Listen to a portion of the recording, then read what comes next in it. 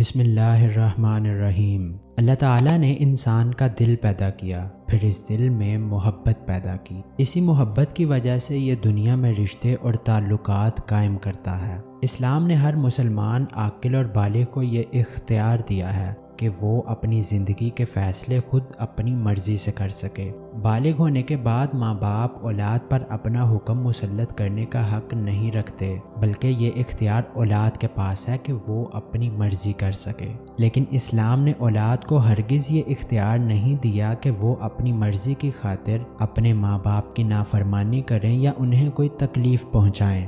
جب لڑکی اور لڑکا بالغ ہو جائیں تو وہ اپنی شادی اپنی مرضی سے کر سکتے ہیں، یعنی اگر کسی کو محبت ہو جائے یا کوئی پسند آ جائے تو وہ اس سے شادی کر سکتا ہے۔ نبی پاک صلی اللہ علیہ وسلم کی حدیث مبارکہ کا مفہوم ہے کہ دو محبت کرنے والوں کے درمیان نکاح سے بہتر کچھ بھی نہیں، یعنی دو محبت کرنے والے حرام کاموں میں پڑنے کے بجائے نکاح کریں۔ اللہ تعالیٰ نے سورہ النساء میں ارشاد فرمایا، ان عورتوں سے نکاح کرو جو تمہیں پسند ہو۔ اس سے ثابت ہوتا ہے کہ مردوں کو پسند کی شادی کرنے کا اختیار اسلام نے دیا ہے۔ اسی طرح بخاری کی حدیث مبارکہ کا مفہوم ہے، حضرت خنسہ فرماتی ہیں کہ میرے والد نے ایک جگہ میرا نکاح کر دیا اور یہ نکاح میری مرضی کے خلاف تھا۔ میں نے نبی صلی اللہ علیہ وسلم سے عرض کیا، آپ نے اس نکاح کو ختم کر دیا۔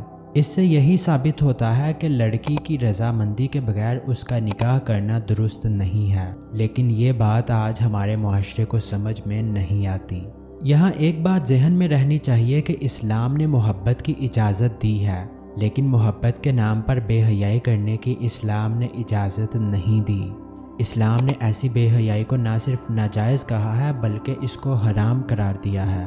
لہٰذا جس محبت کا نتیجہ بے حیائی ہو، اسلام اس کی اجازت نہیں دیتا، اور جس محبت کا نتیجہ حیا کے ساتھ نکاح ہو، اسلام اس کی اجازت دیتا ہے۔ اللہ تعالیٰ آپ کو اور مجھے اسلام کے مطابق زندگی گزارنے کی توفیق عطا فرمائے۔ آمین۔